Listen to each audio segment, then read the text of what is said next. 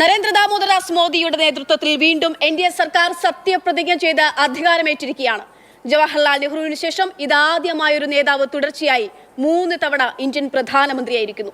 71 അംഗ മന്ത്രിസഭയിൽ കേരളത്തിൽ നിന്ന് സുരേഷ് ഗോപിയും ജോർജ് കുര്യനും സഹമന്ത്രിമാരായി സത്യപ്രതിജ്ഞ ചെയ്തു. കേരളത്തിൽ ഇടതുമുന്നണിയുടെ ഭാഗമായ ജനതാദൾ എസിന്റെ ദേശീയ നേതാവ് എച്ച്.ഡി. കുമാരസ്വാമി കേന്ദ്രത്തിൽ BJP മന്ത്രിസഭയുടെ ഭാഗമായതും ഇക്കുറി കൗതുകമായി.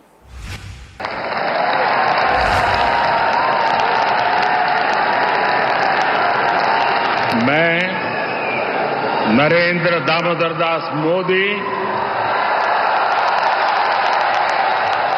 ईश्वर की शपथ लेता हूं कि मैं विधि द्वारा स्थापित भारत के संविधान के प्रति सच्ची श्रद्धा और निष्ठा रखूंगा.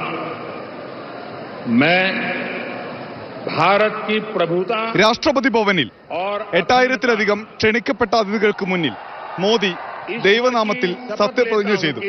പിന്നാലെ രാജ്നാഥ് സിംഗ്, അതുകഴിഞ്ഞ് അമിത്ഷായും ഗഡ്കരിയും JP നഡ്ഡയും, 30 ക്യാബിനറ്റ് മന്ത്രിമാർ, സ്വതന്ത്ര ചുമതലയുള്ള 5 മന്ത്രിമാർ, 36 സഹമന്ത്രിമാർ. ക്യാബിനറ്റ് മന്ത്രിമാരിൽ 26 പേരും BJPയിൽ നിന്നാണ്. കേരളത്തിൽ നിന്ന് 2 സഹമന്ത്രിമാർ.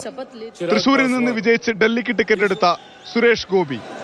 I, Suresh Gopi, do swear in the name of God that I will bear true faith and allegiance to the Constitution of India as by law established.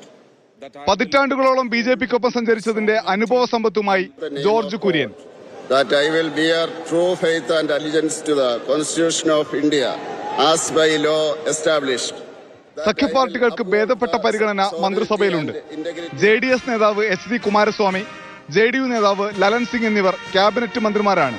എന്നാൽ സ്വതന്ത്ര ചുമതലയോടെ ഒരു സഹമന്ത്രി സ്ഥാനം നൽകാമെന്ന BJP വാഗ്ദാനം NCP അജിത് പവാർ പക്ഷം സ്വീകരിച്ചില്ല. കാത്തിരിക്കാനാണ് പാർട്ടിയുടെ തീരുമാനം. ശ്രീലങ്ക, ബംഗ്ലാദേശ്, മാലിദ്വീപ്, ഭൂട്ടാൻ, നേപ്പാൾ തുടങ്ങി 7 രാഷ്ട്രത്തലവന്മാർ സത്യപ്രതിജ്ഞാ ചടങ്ങിനെത്തി. മന്ത്രിമാരുടെ വകുപ്പ് ഏതെന്ന് നാളെ അറിയാനാകും. മാതൃഭൂമി ന്യൂസ്, ഡൽഹി.